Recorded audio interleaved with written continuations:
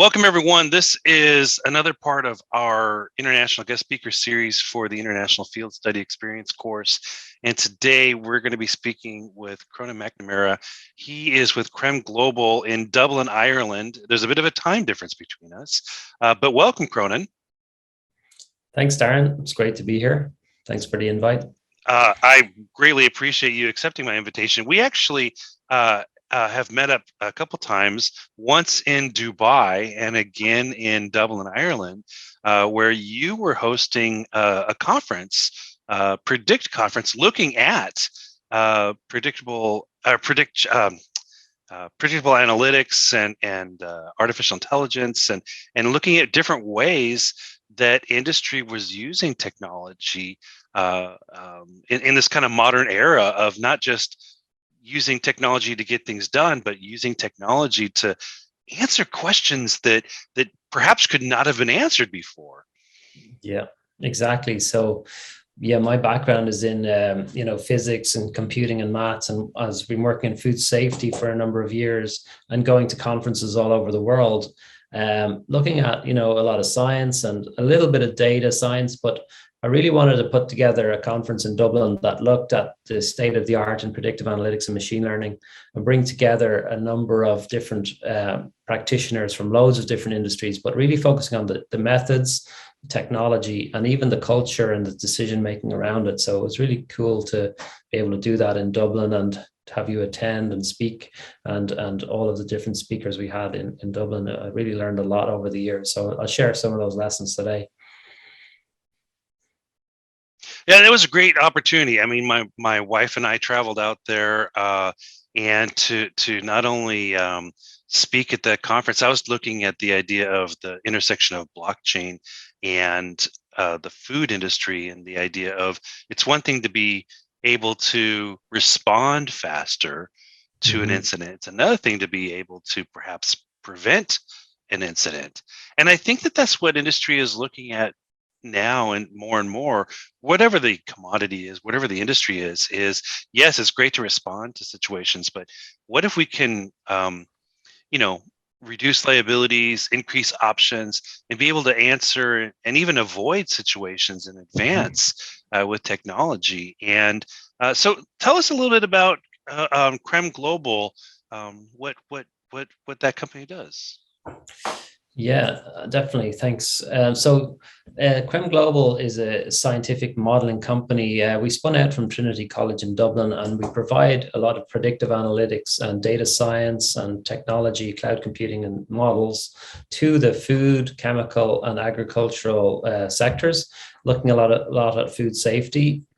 Started out looking a lot in the area of exposure assessment, so looking at the amount of different products on the market, from pesticides, additives to nutrients, and how much people were going to consume from their diets, etc.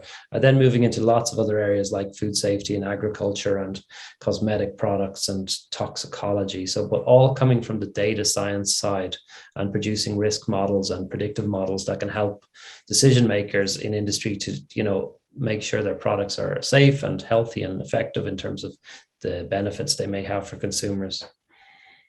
Now, is it hard to convince someone that here's a risk model of something that could happen, but it hasn't actually happened? It's a good question. It can be hard, and a lot of these some companies just decide just to stick kind of their head in the sand a little bit and just go with what always worked and comply with the legislation and hope that everything's going to be fine. And that's okay. But it's interesting these days, there's a lot more technology out there, like swabbing and looking for genomic information in manufacturing environments and using predictive analytics to say whether the microbiome may become risky. Now, that's all above and beyond the call of, regulation. But at the same time, this technology is available, and if food safety incidents do arise, the question could be asked, well, why weren't you using this latest predictive technology to kind of keep your manufacturing environment safe? And that technology is now available, right? So there's a little bit of getting over that cusp where people are starting to realize this is now becoming mainstream technology and it's becoming more cost effective. So it's a bit of a culture shift then to move to some of these predictive technologies when they haven't been technically needed in the past, let's say.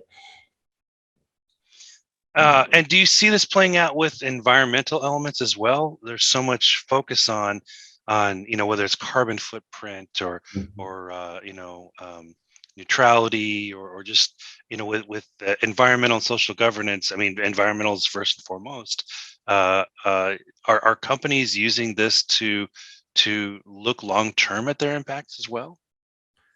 That's a really interesting area, and it's something I've liked to try to model. The water usage of different food categories or the carbon output of food categories. But I haven't seen companies adopt sophisticated modeling on that front from the work we've done. But what we have seen in certain areas is companies starting to share data on different supply chains and potential food fraud incidents in the supply chain. So this is very sensitive information, obviously, but we've allowed companies to share that anonymously, so they can submit this information to our portal. We've totally anonymized it. We actually don't even know who's submitting it, but we know they're a member of the consortium. And now the companies can share information on areas where maybe for whatever reason, maybe there's issues with the supply chain from a climate point of view or drought or whatever, and then all of a sudden some food fraud starts to crop up, and different signals may arise, like if the price of certain commodities is too high, it's a trigger for fraud, etc. So they're looking at these things and trying to avoid all of those risks to their business. I know it's a slightly different issue than what you're asking, but I think they're starting to share data that can inform some of these questions, right, that you're trying to ask, right? Well, I think too, when you look at this bigger picture of just how many things are connected, like you're saying, you look at a drought and how that may spawn a decrease in supply. And how do we tell if there is some fraudulent activity going on? And maybe economically, you can look at certain factors that could be indicators of activity that's out there. For someone to, without technology, look at that might be one of those questions that's too hard to, too difficult to even approach, let alone answer. Yeah, exactly. Like there are technologies now that are starting to help, like, even looking at the genetic sequencing of products and finding their origins, but also just allowing, kind of whistleblowers to maybe submit information anonymously and then share that amongst the whole industry. So they're all aware now that something is happening in that region and to be careful and check their products. So, they have these contracts with laboratories to check, to kind of monitor and surveil the supply chain. But with this type of information, they can target those resources onto the riskier elements of the supply chain and then leave the ones less surveillance on the areas where they know there's less risk. So I think it just helps them to target those resources to sort out these issues, right? And do you see this playing a role in terms of like a company out of one country that is really exploring a market in another country, another part of the world, and wanting to look at data that would either support the success or just the security of that product? Mm-hmm. Yeah, sure. Exactly. And trying to help them by putting together these data sets where we've either used public data or used some of this industry aggregated data with permission to help inform even new entrants to the market, just to what they need to be cautious of in terms of supply chains, I think is definitely a valuable aspect of all of this. Great. Well, why don't we explore Creme Global a little bit and look at this model of what you do. I might add up to your questions you had on SDGs and ESGs. So Creme Global, I'm the founder and CEO. And here's what I'll just like to talk about really quickly, which I hope will be useful. Introduce the company, talk about our product strategy, markets and clients, and then perhaps at the end we'll have a discussion on how maybe this could relate to SDGs and ESGs. So our vision is what we like to think of as our North Star. So we want to be a very trusted scientific modeling, data analytics, and computing company. So we really pride ourselves on doing good science as well as delivering really good and powerful data analytics or predictive analytics and computing solutions. And we deliver those on the cloud via simple user interfaces that our clients can use. So our mission is to help our clients make better decisions using these science and data. So in terms of the company, we have these very important values, and just to kind of give you a little bit of background of what that really means is, for us, values is like the culture of the company, and you can observe that through the way our team behaves, right? So these are the kind of things we select for when we're hiring and try and reinforce through our conversations and our meetings and, our reviews, etc. So scientific excellence, customer relationships, product focus. We like to put our data science into products, so it's quite complex. So in terms of delivering, we want our team to invent and simplify and make an impact. So our products are used by big companies and governments all over the world, and analyze the food safety and chemical safety of large multi-million-dollar brands. So we're making an impact through that, and we like to think about that. So core values are the type of values that any organization would want, right? So again, it's very important to list these out, and Darin will be able to share these slides with you. So I won't dwell on this, but you can see the types of things you would want any team to have, right? These are the values and things you want. So how does that all work? Well, it all works like this. We want the company to grow so we can make a bigger impact on our mission, which is important to us. And we're always heading towards our North Star, which is our vision. So when you see down here, every day we have to do jobs, and all our team does jobs. And so important for the team to be connected up to the vision and the values of, the way we work. So this is the way we think about organizing the company in terms of vision, mission, and values. And these are core and key to our success. So I thought that would be kind of interesting for you to see off the bat. Here's how the products we're developing. So we are a data science technology company with a lot of domain expertise in food safety, chemical safety, agricultural food safety, things like that. So if you think about predictive analytics at the top of a pyramid as the goal and where you want to get to with all of your products and your projects, we want to get to the kind of cool stuff, the predictive analytics, so we can predict risks, we can predict benefits, etc. But in order to get there, you have to move through this kind of hierarchy of needs, let's say. And at the bottom of the pyramid and the foundation is, of course, collecting and gathering and getting the data right. So we do a lot of this data collection, anonymizing data, and then structuring it so that it can be used in models. So you have to define data structures, you have to get the data collected in the right way, and then you can start doing clever things like doing visual analytics and doing graphs and dashboards, and then finally moving into things like machine learning and predictive analytics.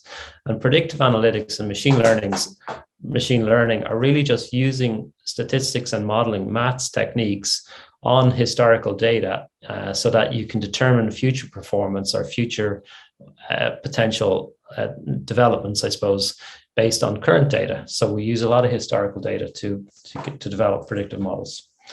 We have products called Data Foundry and Expert Models, are platform products that enable us to do this. And we're able to structure data on Data Foundry, and we're able to create and deploy predictive models on our Expert Models platform.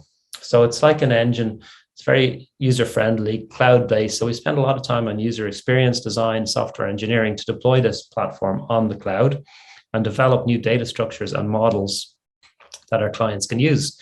We spend a lot of time on data collection. So we're working on a number of projects, one in the chemical space for fragrances, where we help industry collect data on the usage of fragrances.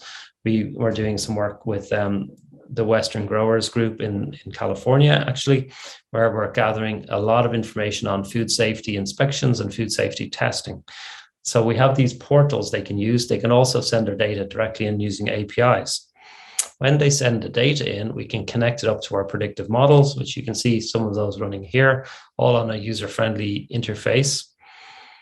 You can edit data, add new data, combine your data. We can deploy new models on this platform, and including things like random forests and machine learning kind of models using a programming language called Python. So if you can write a model in Python, it can be deployed in our platform. So it makes the platform very extensible, so we can create and deploy new models very quickly and easily on our platform and extend the scientific capability of the platform. A recent development, we've integrated these dashboarding capabilities where we can now have all of the data structured and allow our clients to go in and drill down into the data and look at different things like year or commodity or region or a set of ranches, and then look at their testing and inspections data and some predictive information around weather. And in this project, we're trying to help the industry gather and anonymize data so they can all benefit from the data.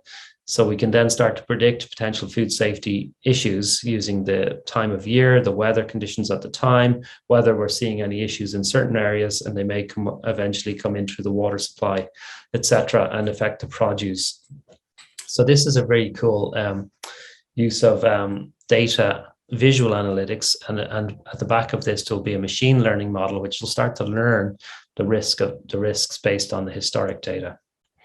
So essentially, our company has this technology capability, but what we're trying to do is help clients being very flexible and creative nearly in our solutions to help them solve problems around food safety, food risk, chemical safety, etc., using our expertise on software, design, scientific capabilities, etc. So the sectors we work in mainly are food safety and nutrition, cosmetics and fragrances, and agriculture and food science.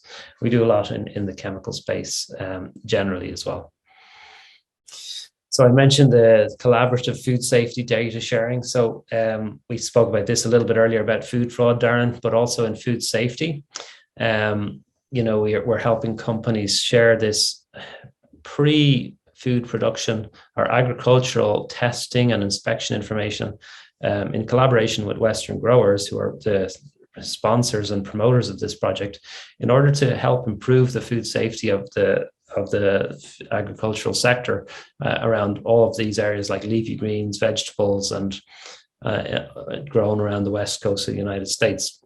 And the US FDA are very supportive of this project, in that they consider this a really good example of or maybe the first really good example of a data trust, which is an industry initiative to gather data that can be used to inform food safety. So the industry will have even more data than the FDA could ever hope to get through their food safety programs. So industry are really complementing the food safety initiatives of the FDA. Some of the nutritional modeling, we do a lot of this, and this feeds into the sustainable development goals, or the health-based environmental, social, and governance goals that you may be discussing. So we can actually help companies develop healthier products, or validate that those products will have a health impact in the population. So this one was done in the UK with a company called Tate and Lyle.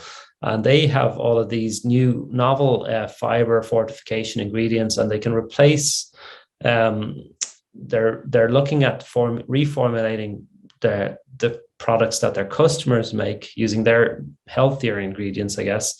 And when they do that to add fiber, we've actually been able to compute and scientifically validate some of this information. They can reduce the risk of diabetes for 72% of the population using some of the scenarios we looked at and the different formulations, various assumptions that say they get so much of the market, and people consume these products with certain probability, based on them gaining, say, 10%, 20% of the market. We're seeing significant enough health outcomes, double the number of children meeting fiber intake recommendations, and 6% losing weight, etc. So those are the types of things we like to do. And I suppose it feeds back to this question of, ESGs that you're talking about. Can you really compute these things and validate that they're actually going to have the benefits that you want them to have? So for me, that's a key question. And the only way to answer that really is through good, I suppose, science, good data collection, and good analysis of that data, in order to really compute that the goals that you want to achieve are possible and are not doing maybe potentially other harms are doing more good than having risks. Sodium or salt intake is a huge issue, obviously, for most societies now. And by reducing sodium, sugar, and fat through product reformulation, again, this was a collaboration with the whole Irish industry, actually. The major players, I suppose, in the Irish industry of finished processed foods, looking at their reformulation efforts over 10 years and showing, good reductions in sodium content, saturated fat, and sugar, and those key nutrients that the government is keen to see reduced. So again, leading to good health outcomes.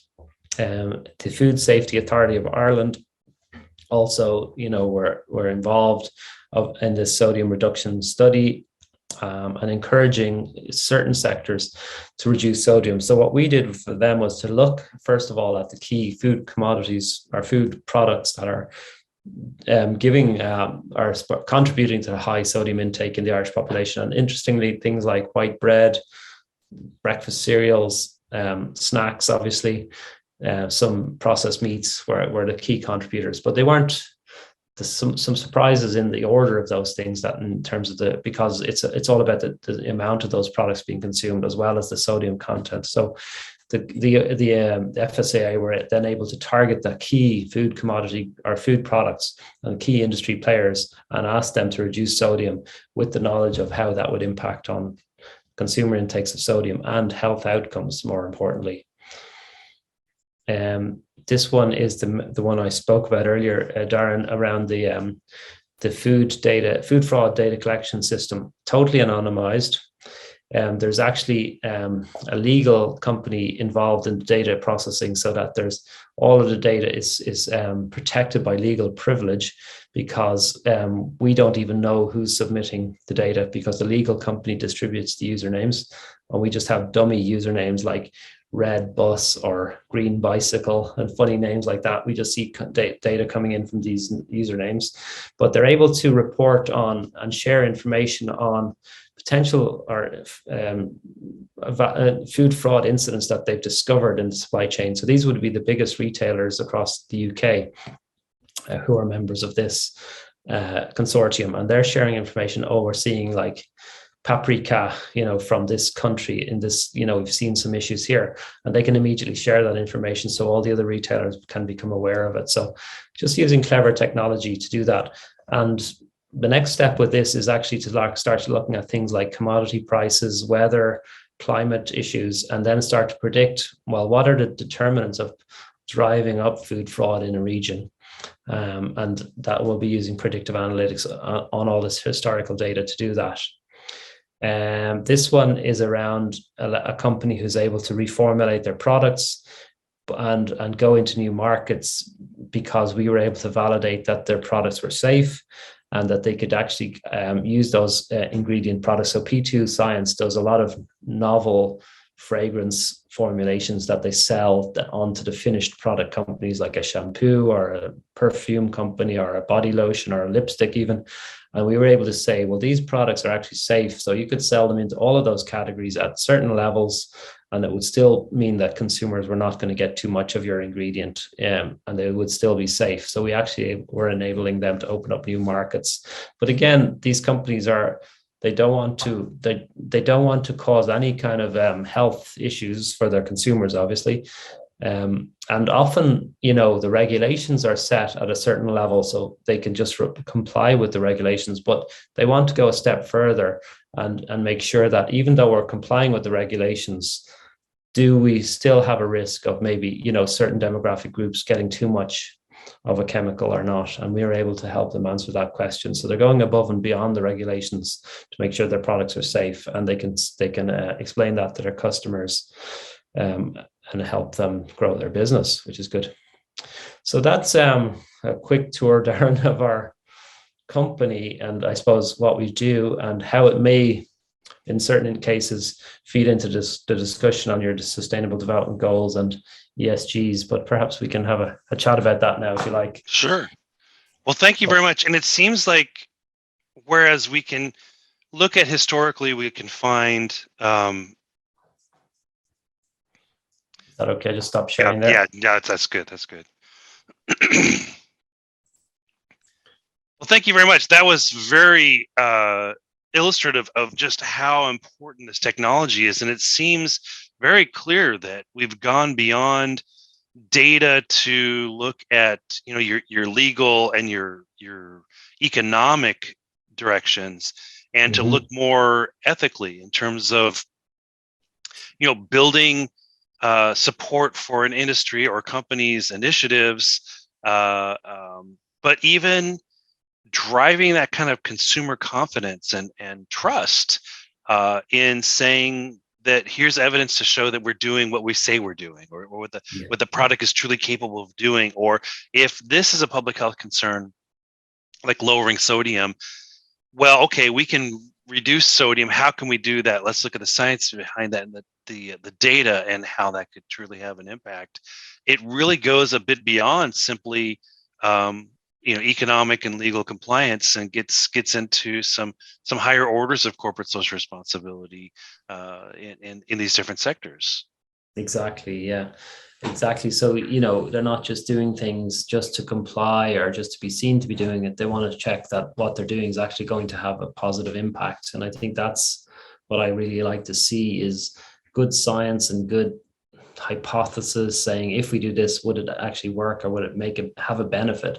And I think that's crucial to this whole sector of SDGs and ESGs, is to really think carefully about them and make sure they're actually effective before you just rush off and say, let's do this or that, right? Well, it also seems like your description of technology goes beyond simply like validation of, I had this certification, here's the results from my audit, here's our workers certifications or trainings or credentials, and that's all good, but that's perhaps a very one moment in time look at things, where with this technology we can be looking at future impacts and almost real time to some extent. Here's the real time growth of this evolution, and how we can be seeing that different sources and forms of data can come together to give us this bigger picture. Yeah, and I think if industry is willing to share data, even in an anonymized way, and you can have a system where you can constantly surveil what's going on, even on a weekly basis or a monthly basis, share that information and make sure that things are not going askew, right? From a good start, like you say, you get a good start moment in time. This is great, but maybe check in every month or quarter or something and check that, the data still supports your your initiative, right? I think, an additional perspective is the idea that, consumers are never going to see all this.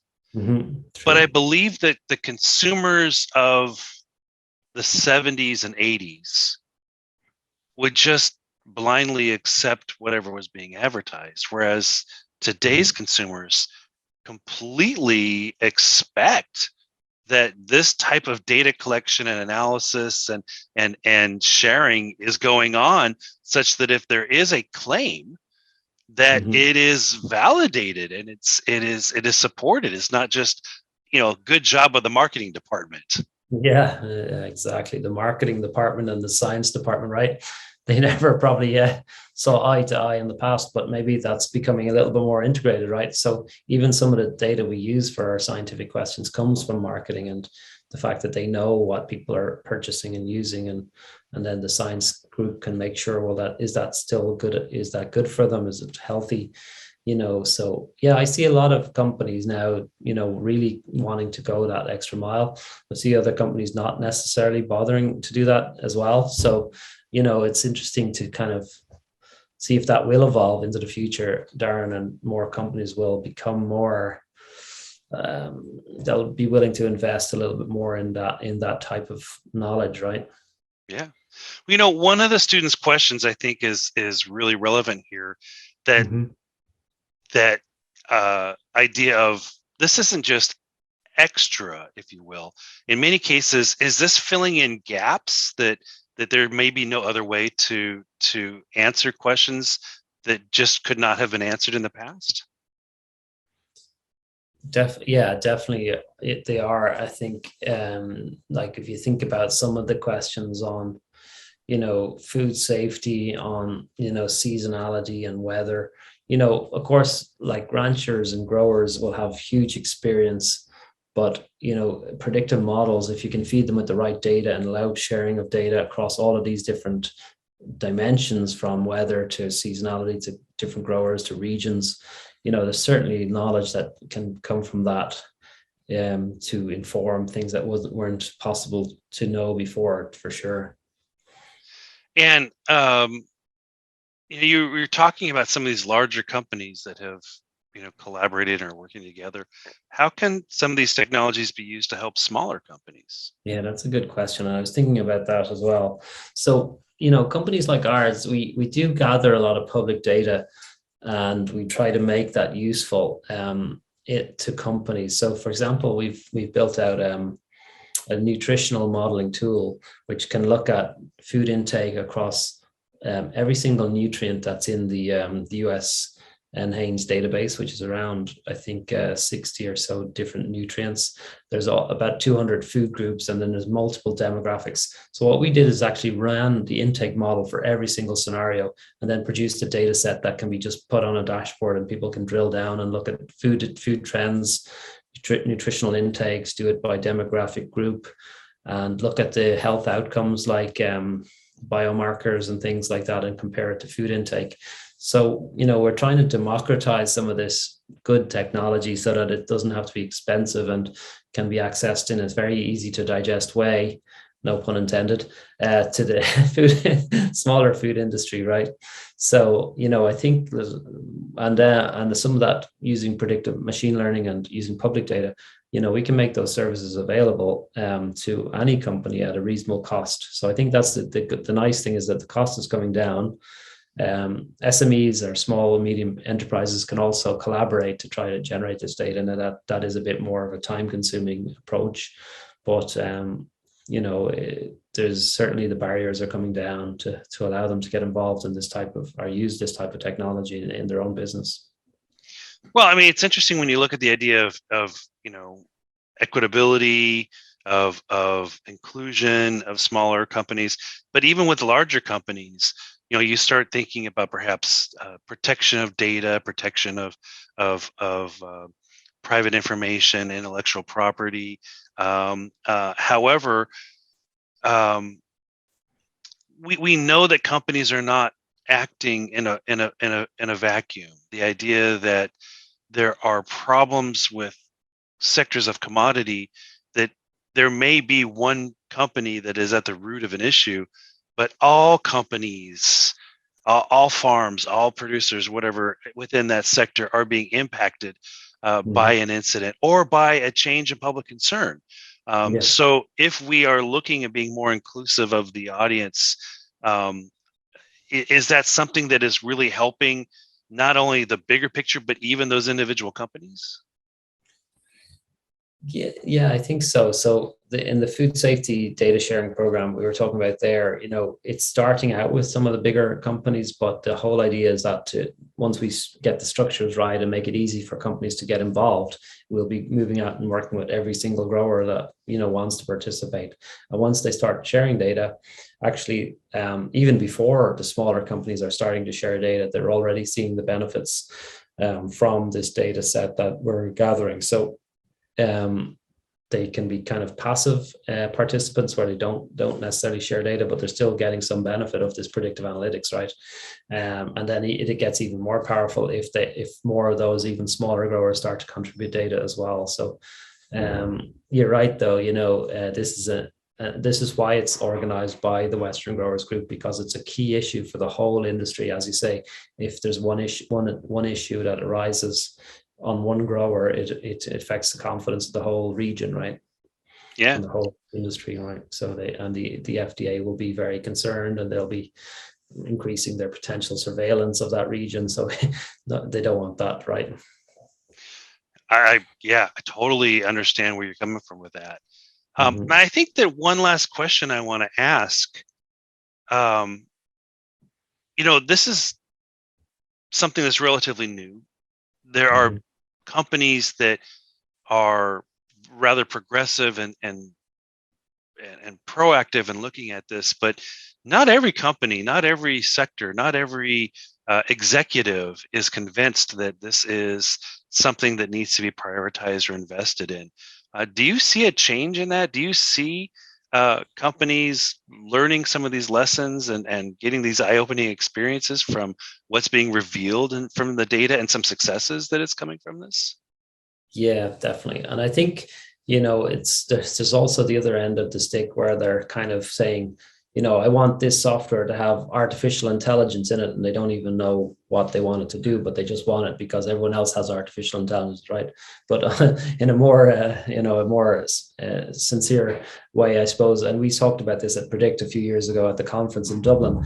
We saw a newspaper, for example, they hired a data science journalist, right? And they weren't sure what they were going to do, but they had some small goals, and they started out with just getting some data and visualizing it and some small successes. And then all of a sudden, some of these more traditional senior managers who wouldn't have been, all of that keen on this kind of technology, they started to see success bit by bit. So that's a kind of a lean and agile approach where you try to do small things and show success as you go along.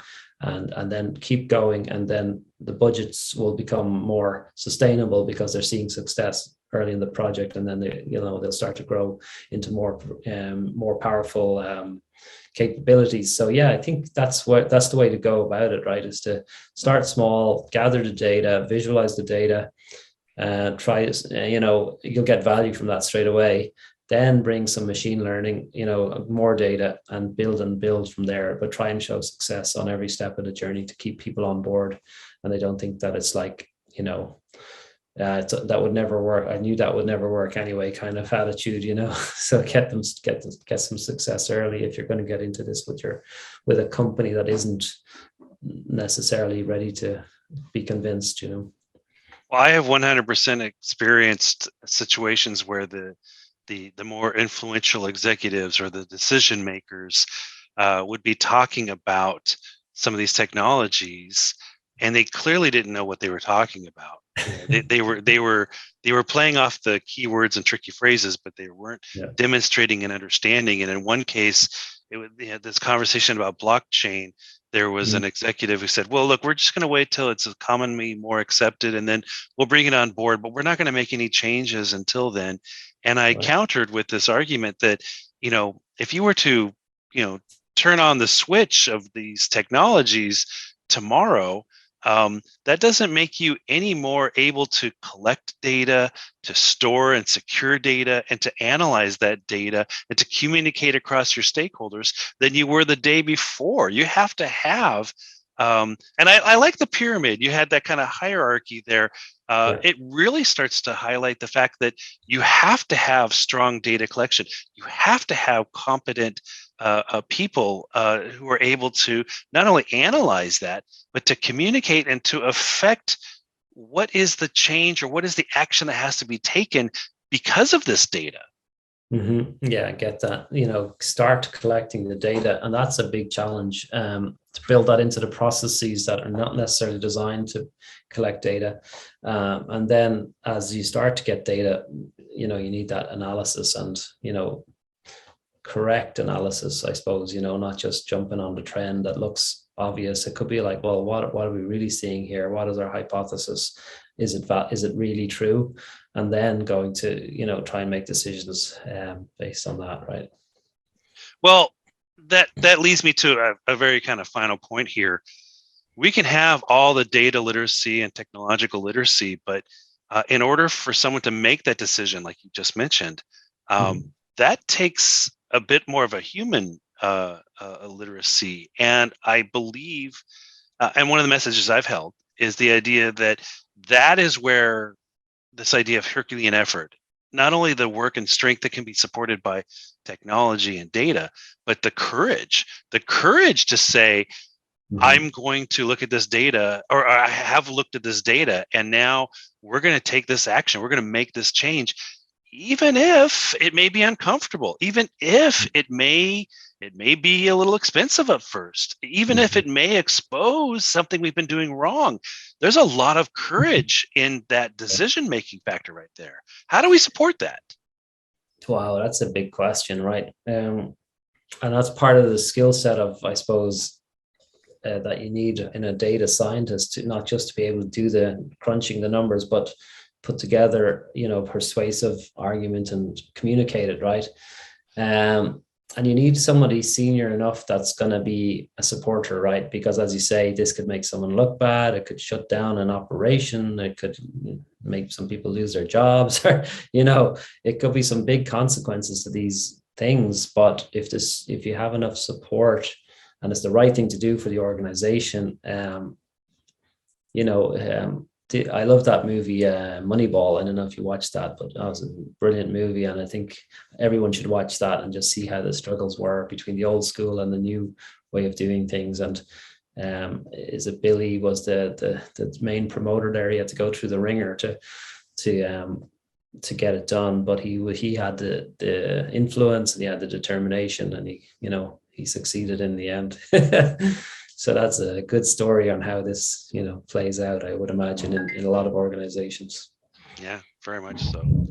Well, Cronan, this has been a great conversation and a really eye-opening, and I'm so glad that we had an opportunity to meet and collaborate in the past, but even more so, the ability for students to hear about what you're doing and hear about this world around data analytics, predictive analytics, and how this is making an impact not only in industry but in consumers' lives. And I want to thank you. I know that my students are going to perhaps have some additional questions, but I love the fact that this is going to be a great conversation for them.